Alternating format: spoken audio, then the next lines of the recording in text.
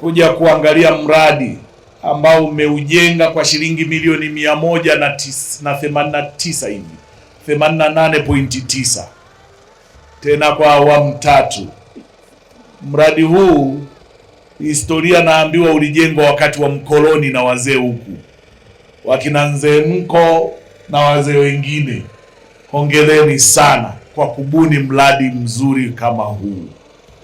Mradi huu ni kielelezo cha namna fedha ndogo zinavyoweza kuleta mageuzi makubwa kwenye maisha ya wananchi.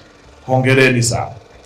Lakini tunamshukuru Mheshimiwa Rais kwa kuona umuhimu na serikali wa kuleta mradi huu kwenu, na mimi nimepata bahati leo ya kuzindua rasmi sasa kuitwa mradi wa umwagiliaji wa eneo hili. Huu mradi ni muhimu na ni mradi ambao kwenye uzalishaji wala uulizi. Tulivyopita tu njiani tumeona namna mradi unavyowasaidia. Niwahakikishie tunaenda kuongeza urefu wa mita za mradi huo. Mkurugenzi wa Tume ya Umwagiliaji, njoo nisikilize. Huu mradi injinia mkuu nitakuwa mimi mwenyewe na nitakuwa na ufuatilia kweli kweli. Tunataka tuufanye kwa modo ya tofauti kama waliofanya wenyewe, tuongezee mita 1000 nyingine.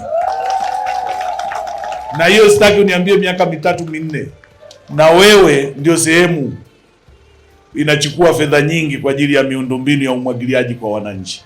Kwa hiyo nataka mwaka huu uje hapa ukae na hawa, tena sio ndani ya mwezi huu wa 7 kabla hujaisha, mkae mpitie hiyo modo walioitumia hawa, tuitumie kuongeza mita 1000 nyingine. Na wenye mita 1000 za mtandao moja tuochukue kwenye barabara pembeni, tuzungushe maji yapite na barabara, ili yale ya mafuriko pia na yenyewe yapite wapi, yasituharibie barabara, lakini na maji ya umwagiliaji yapite pia kupitia barabara, tushuke chini. Lakini nataka kwenye hiyo gharama ya kila kitu iendane na gharama ambazo wametumia hawa, na mniletee na mimi ili niunge mkono sasa kusukuma hapa hela ije ifanye hiyo kazi. Wangapi wameunga mkono? Umeona hayo makofi wanakupigia wewe, sio mimi, kwa sababu wanajua wewe ndio utakuja kutekeleza.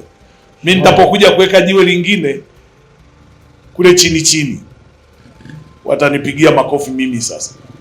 Tumeelewana? Waziri, nimepokea maelekezo, nimeshaongea na mkurugenzi na mwenye wangu wa mkoa. Ukijali Jumanne wanakutana, wanateza andiko naletea, nitaanza kuleta milioni 200 kabla ya mwisho wa mwezi. Taanza milioni 200. Sasa fanya ziwe 300 ili zifanye kazi kubwa zaidi. 300 ni mita zote 1000. Mita moja ni kama 300,000. Ala, milioni 200. Kwa hiyo ni kubwa kuliko hata waliotengenezea. Sawa. Atawaletea 200 za kwanza. Akimaliza mapema, mkimaliza mapema hiyo, mimi nitaongeza tena fedha ili tupeleke kwa watu wengi zaidi. Hapo sawa? Mimi niwahakikishie tuliokubaliana tunaenda kutekeleza. Tunaenda kufanya nini? Kutekeleza.